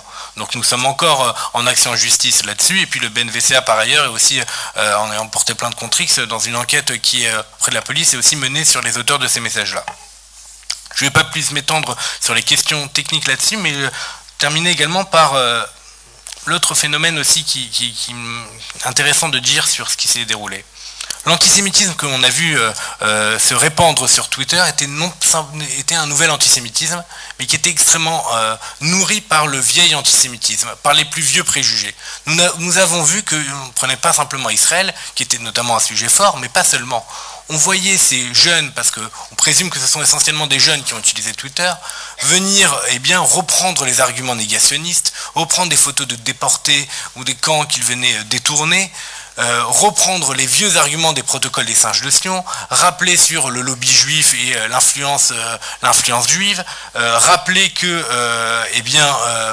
les préjugés sur la richesse des juifs, sur la solidarité, sur les plus vieux préjugés que nous avions dans notre pays, qu'on avait l'impression qu'ils avaient disparu, qui étaient remplacés par un nouvel antisémitisme qui puisait simplement dans l'antisionisme sa haine, en réalité vient mêler les deux. Vient faire en sorte que, sur Internet, sur Twitter, ce sont ces deux types d'antisémitisme-là qui se rejoignent. Et enfin, en se drapant de la liberté d'expression, c'est-à-dire de cet argument de on peut tout dire, cela n'est pas grave, et qu'en réalité, si les juifs veulent empêcher notre possibilité de se moquer de la Shoah ou de nier la Shoah, c'est en réalité parce qu'ils veulent défendre leurs propres intérêts, et que donc en réalité, ce n'est pas qu'ils sont contre la liberté d'expression, ce n'est pas qu'ils sont pour la liberté d'expression, mais qu'ils sont simplement pour l'affaire des juifs, ce qui est un discours purement antisémite qui se cache derrière une recherche de liberté illimitée. Sachant que par ailleurs, ce sont aussi les mêmes qui critiquent les Américains, mais qui, lorsqu'il s'agit du premier amendement, sont les premiers à les défendre. Mais bon. Dieudonné a une influence extrêmement importante là-dessus, quand on voit que son discours de la concurrence des mémoires et de la concurrence des racismes est tant repris sur Twitter ou sur Internet en général, on comprend que son influence est beaucoup plus grande qu'on peut le penser. Et que s'il n'est plus présent dans les médias grand public, eh bien dans ces médias alternatifs, il a une influence extrêmement répandue, lui et également Alain Soral. Et il ne faut pas banaliser cela, minimiser cette figure d'autorité pour un très grand nombre de nos jeunes. Cela est toujours inquiétant. Et s'il n'est plus invité à la télé, et si ses films ne sortent plus au cinéma, au opéra ou sur les Champs-Élysées, eh bien son discours continue de porter. Et je termine par une dernière anecdote, et je terminerai là-dessus. Ces phénomènes, je me permets d'en parler pas simplement parce qu'on les a observés sur Internet, mais également parce que lorsque nous intervenons dans les collèges pour lutter contre l'antisémitisme avec le programme Coexiste, c'est également ce que nous observons, ce que nous constatons. Les jeunes reprennent également ces discours-là, et les théories du complot, les thèses conspirationnistes ont une influence extrêmement grande. C'est-à-dire on intervient tous les ans dans les quartiers depuis maintenant 8 ans, dans les écoles, dans les collèges des quartiers populaires.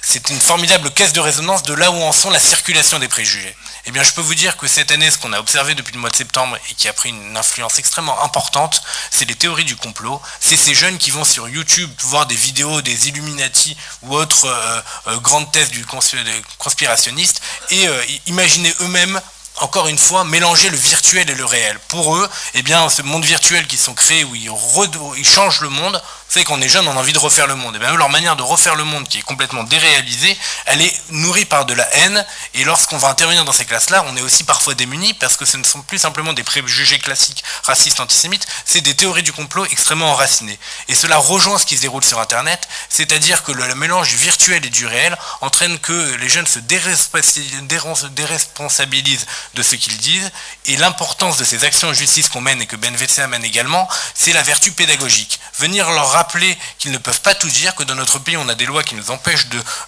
laisser libre cours à nos pulsions de haine, eh bien c'est peut-être aussi une des meilleures pédagogies, parce que sur Internet on n'a pas de cadre pédagogique, si ce n'est le rappel à la loi, et le rappel à la loi en soi est un énorme combat contre l'antisémitisme, pas simplement contre ceux contre qui nous portons plainte, mais également pour tous les autres qui de fait viennent apprendre à nouveau, pour certains viennent apprendre que dans notre pays, heureusement depuis des décennies, eh bien, des lois sont passées pour empêcher de dire sale juif dans la rue comme sur Internet. Merci.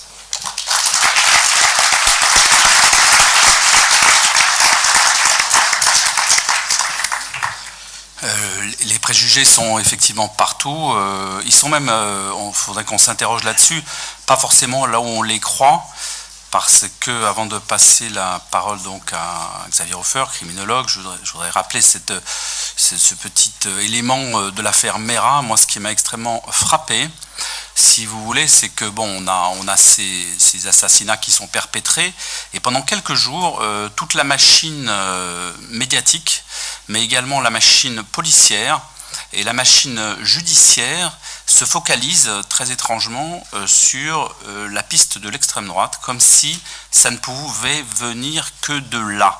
Et je trouve que c'est très intéressant de s'interroger là-dessus, et c'est probablement, d'ailleurs on est en train de le comprendre aujourd'hui, ce qui explique un tout petit retard à l'allumage de l'enquête et un retard dans la connexion des fichiers, et probablement un retard pris dans la neutralisation, la localisation et l'arrestation entre guillemets de Mohamed Merah. Donc voilà, les préjugés ils sont absolument partout, et c'est un peu comme si on refusait de penser, d'imaginer, de conceptualiser ce, entre guillemets, nouvel antisémitisme.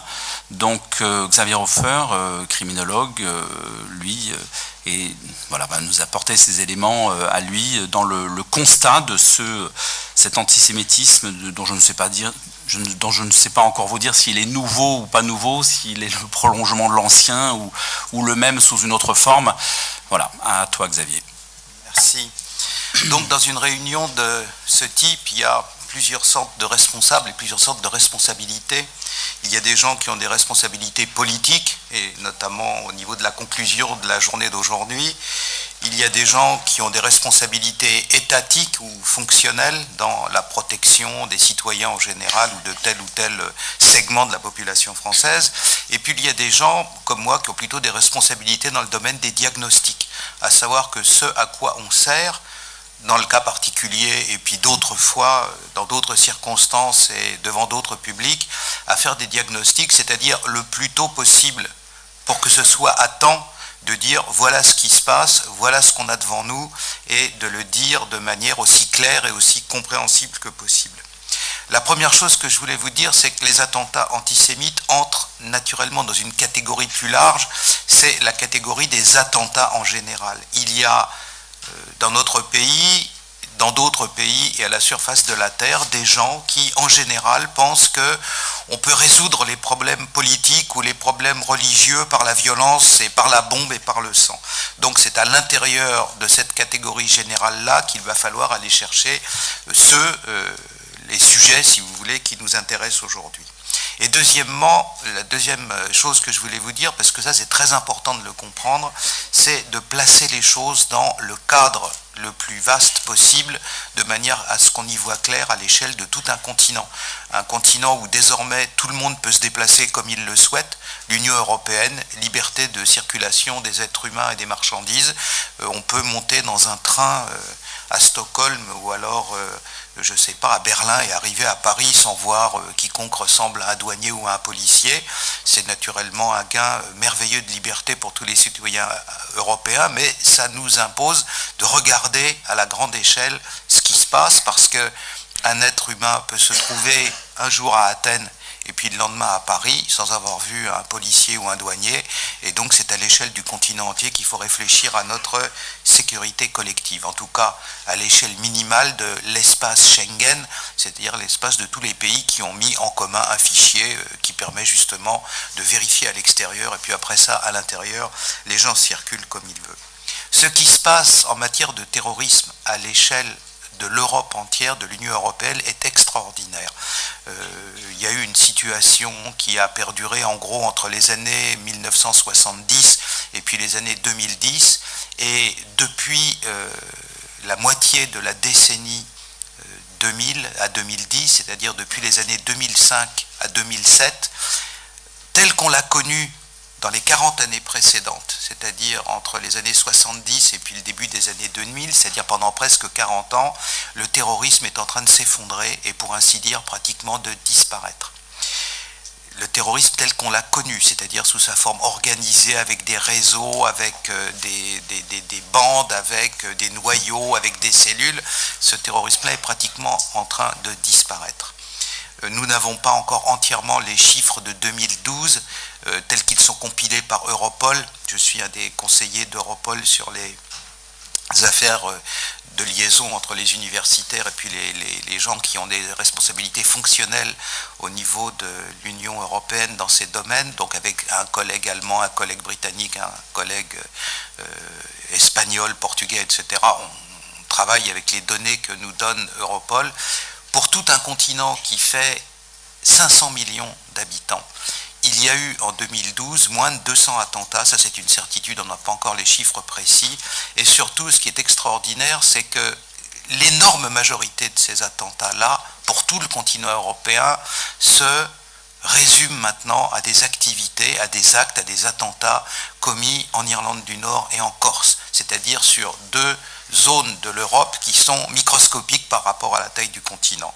Aujourd'hui, la statistique de toute l'Union européenne en matière de terrorisme peut varier de manière considérable selon que dans l'année, en Corse, il y aura eu une nuit bleue de plus ou de moins. Il y a 25 pays sur 27 de l'Union européenne qui sont maintenant pratiquement hors terrorisme. J'insiste que ce soit des attentats réalisés ou alors des attentats sérieux entrepris. C'est-à-dire que ça décompte non seulement les bombes qui ont explosé, mais la bombe qu'on a retrouvée au pied du mur sans qu'elle n'ait explosé, mais une vraie bombe qui aurait pu tuer et qui avait donc menace réelle et début de passage à l'acte. Donc vous avez, au niveau de l'Europe entière, moins de 200 attentats, la plupart en Irlande du Nord et en Corse, et surtout, la plupart de ces attentats ne sont pas des attentats islamistes. En tout et pour tout, depuis 2009, c'est-à-dire l'année 2009, l'année 2010 et l'année 2011, vous avez pour toute l'Union européenne recensé et comptabilisé comme tel 4 attentats en 3 ans. Cette forme-là de terrorisme a disparu. Pour 2 raisons essentiellement. La première, c'est qu'à l'intérieur des plus activistes au sein du monde islamique, il y a toujours eu une dialectique entre ce qu'ils appelaient le djihad lointain et le djihad proche, c'est-à-dire faut-il se bagarrer dans son propre pays ou alors faut-il aller frapper les grands satans à l'étranger? Eh bien, manifestement, avec les révolutions dans le monde arabe, le djihad proche pour l'instant a repris le dessus, et donc le djihad lointain allait commettre des attentats chez les autres, au loin, frapper ceux qu'on considère comme les ennemis de sa foi, naturellement dans une acception fanatique de cette religion. Eh bien, c'est en pleine décrue. À l'heure actuelle, vous allez dans des pays, et c'est important parce que c'est dans ces pays-là que c'est apparu, vous allez dans les pays de la péninsule arabe, vous allez parler à des jeunes dans des lycées, dans des universités, ce qui nous arrive de temps en temps, de ce qui se passe à l'heure actuelle, de Bin Laden, etc. Et à la fin d'une de ces réunions, j'ai dit à un de mes collègues, je reconnais très bien le regard que ces jeunes gens nous jettent, c'est le regard que moi-même je jetais à mon propre grand-père quand il me racontait pour la 112e fois la bataille de Verdun. Le vieux nous enquiquine avec ses salades, c'est pas ça qui nous intéresse, nous on a d'autres centres d'intérêt. Heureusement, là où cette variante fanatique d'une religion a démarré, c'est en train de décroître et de décroître très fortement, et ça intéresse énormément moins de gens qu'avant. Voilà donc la situation au sens large. Un continent où petit à petit, après 40 ans, vous savez que le terrorisme avance par vagues.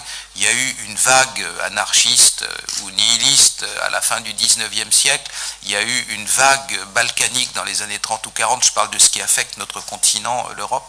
Il y a eu une vague liée au problème du Moyen-Orient et au problème palestinien dans les années 70-80. Puis après ça, il y a eu une vague djihadi, comme on l'a appelée.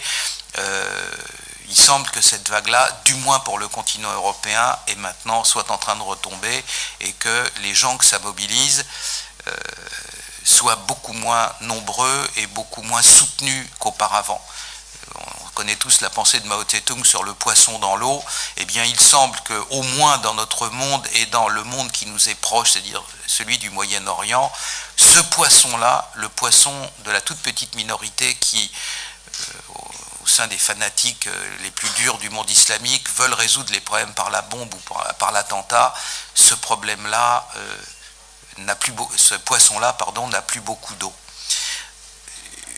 Ce qui a été le tournant, naturellement, c'est les scènes atroces qu'on a tous vues à la télévision avec des fous furieux qui égorgeaient les gens devant la télévision. Nous avons pas mal d'activités en Afrique, et dans l'islam africain, on rencontrait des gens qui étaient effondrés, qui disaient « mais ça, c'est pas du tout moi, c'est pas du tout ma religion ». C'est quelque chose qui nous écœure au plus haut point.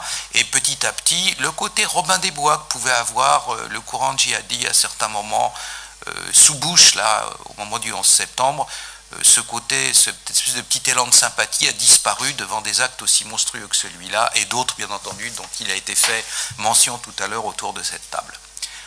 Ça, c'est le bilan aujourd'hui en ce qui concerne les formes de terrorisme que nous avons connues au cours des 40 dernières années. Reste ce qui émerge, reste ce qui est nouveau, reste ce qui commence.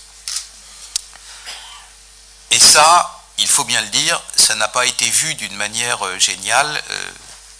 Frédéric parlait tout à l'heure de l'espèce de petite hésitation dans le diagnostic justement à Toulouse. Et c'est là où je voudrais en venir, parce que c'est ça le plus important et c'est ça qui importe pour l'avenir. Il y a à l'heure actuelle, alors disons tout de suite, j'ai une petite réserve dans ce que j'ai entendu l'autre jour dans la bouche d'un ministre, il n'y a pas des dizaines de MERA en France, je ne le pense pas et je vais vous expliquer pourquoi. Il y a à l'heure actuelle une catégorie très précise d'individus.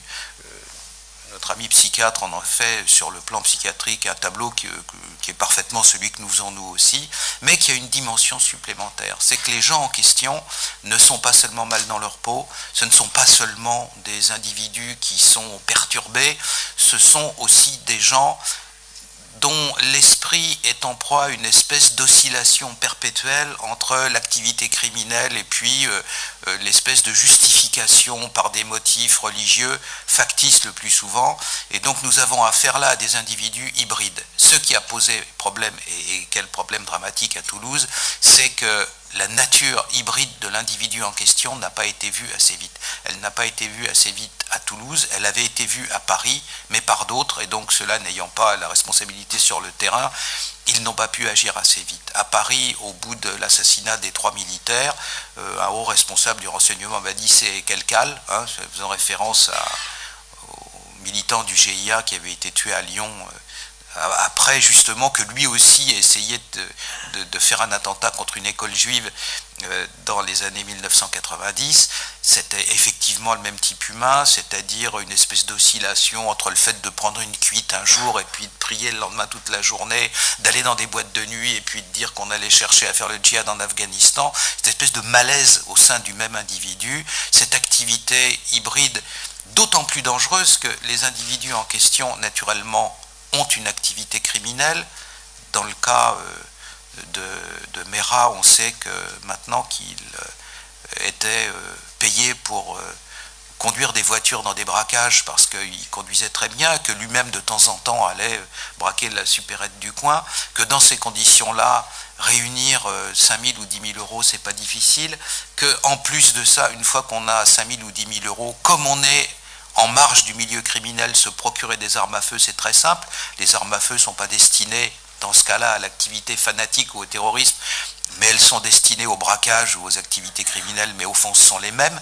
Et donc, on a vu à quel point un individu, à partir justement de cette pratique criminelle, au jour le jour, était capable de bricoler sa petite activité de terroriste à lui tout seul, parce que je ne pense pas non plus qu'il ait eu de complice. Et il l'a fait à partir d'éléments, tout montre qu'il était pratiquement illettré. Quand on lit les échanges, les 170 pages d'échanges qu'il à un moment donné, là avec les policiers qui veulent l'inciter à se rendre, on s'aperçoit qu'il est pratiquement illettré parce que la description qu'il fait de Toulouse, alors je suis passé dans l'avenue toute droite, après ça il y avait un portage rouge sur la gauche et puis je suis passé devant l'usine dont le mur est peint en bleu, ce sont les références de quelqu'un qui ne sait pas lire les panneaux avec les noms des rues, très clairement. Donc on a affaire à un individu qui est très rustique, d'une part, qui deuxièmement semble pas être extrêmement malin parce que parmi les confessions qu'il fait, il dit j'ai été en Afghanistan et j'ai pas trouvé de talibans. C'est peut-être pas exactement le sujet sur lequel faire de l'humour, mais quand même ne pas trouver de talibans en Afghanistan, c'est aller à Montélimar et ne pas trouver de nougat, n'est-ce pas? C'est à peu près pareil, c'est quand même, il faut être fort dans son genre, et dans ces conditions-là, on voit comment des individus comme ça sont capables, à eux tout seuls, de monter des petites affaires, dans le cadre de ce que, exactement, aussi, là la psychiatrie nous est utile, de ce qu'on peut appeler des délires à plusieurs. Ils sont solitaires dans le sens où ils n'ont pas une organisation autour d'eux, mais quand même, ils peuvent avoir attiré dans leur jeu une mère, comme Breivik, un frère, comme Mera, et on est dans une sorte d'attirance un petit peu morbide dans ces cas-là. Ça n'en fait pas une organisation terroriste pour autant, et je pense que le grand problème de ce que dans notre langage on appelle l'horizon prévisible, c'est-à-dire les années entre 2013 et 2020, au-delà ça se perd dans les brumes et on y voit plus très clair, je pense que le travail principal de la police et du renseignement va consister à apprendre à identifier des individus. N'oubliez pas qu'il a fallu très longtemps à la police et au renseignement policier pour passer de l'individuel au collectif. Il a fallu longtemps pour que 10, 20, 30 ans pour que police après police, à mesure où les phénomènes se déroulaient dans leur pays, on apprenne à passer du criminel individuel, du crime passionnel, du type qui tue sa tante pour piquer l'héritage, etc., à la notion d'organisation. D'abord le crime organisé, ensuite le terrorisme. Et je pense, mon cher Frédéric, que pour les années qui viennent, et je conclurai là-dessus, le grand défi, et on peut tous pousser à ça en incitant les responsables politiques à orienter, parce que dans un État républicain, la police et le renseignement obéissent aux autorités politiques, leur dire, formez des gens, envoyez-les sur le terrain, il faut arriver à trouver des individus qui ont telle et telle caractéristique, et les déceler et les détecter à temps, avant qu'il ne soit trop tard. Alors évidemment, dans des pays comme les autres, on ne fait pas de procès pour des crimes par la pensée, mais je pense qu'il n'y a pas tant que ça de personnes qui représentent les caractéristiques d'un Meyrat en France. Il doit pouvoir être gardé à l'œil, et à partir du moment où il commence à se livrer à quelque chose qui ressemble de près ou de loin à un passage à l'acte, et bien à ce moment-là, on les arrête et on leur demande qu'est-ce qu'ils sont en train de préparer. Donc ça doit résoudre l'essentiel du problème. Je voudrais terminer sur un tout petit point pour montrer que dans ces profils-là, il n'y a pas que des musulmans, évidemment loin de là. Entre dans cette catégorie-là aussi l'homme qui a provoqué, qui s'est livré au carnage, Breivik, là en Norvège, l'été d'avant. Il était clair qu'à partir du moment où on regardait, où on observait ce qu'il était en train de faire, on avait tout ce qu'il fallait pour prévenir le carnage en question. On n'a pas regardé le bon individu au bon moment, et c'est comme ça que le drame s'est produit. Que préparait-il? D'abord, ce qu'il pensait, il le disait. Il avait un blog sur Internet où il disait exactement, c'est la dégénérescence. Alors là, c'était pas l'islam qui était en danger de mort, c'était le contraire. Les musulmans sont partout, on est envahis, il faut se battre. Et il le disait très clairement. C'est-à-dire qu'il annonçait très clairement qu'un drame allait se produire.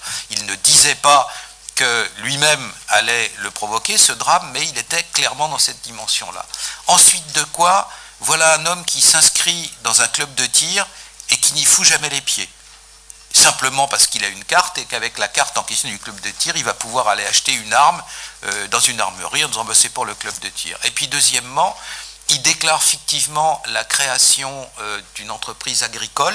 Alors comme il a un papier en tête, mais il n'y a que ça, il n'y a pas de ferme derrière, mais avec le papier en tête, il va pouvoir acheter des produits agricoles qui servent comme engrais, lesquels engrais en question, soi-disant engrais, mélangés avec du fioul, donnent un explosif extrêmement puissant.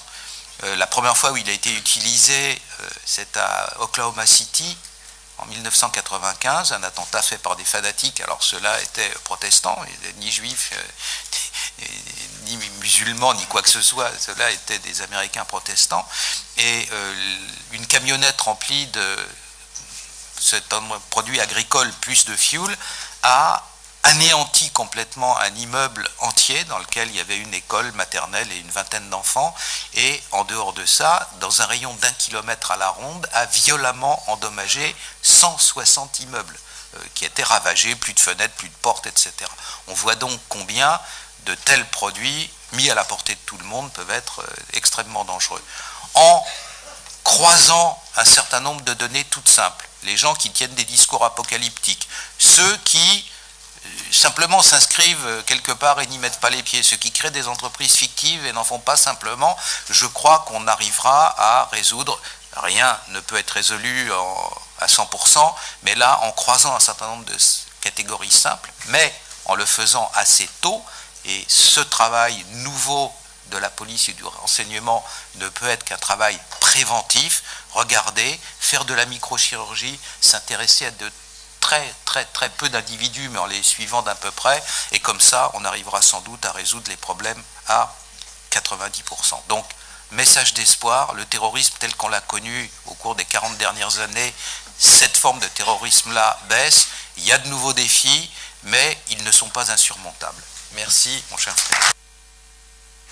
Merci beaucoup, Xavier Hofer, Merci à Jonathan Ayoun, les étudiants juifs. Merci à Jean-Yves Camus qui a dû nous quitter tout à l'heure. Je crois qu'il reviendra en fin d'après-midi, puisque le débat va continuer. Merci au docteur Dubec, le psychiatre. Et merci bien sûr à Frédéric Ploquin qui a animé avec beaucoup de maestria ce débat.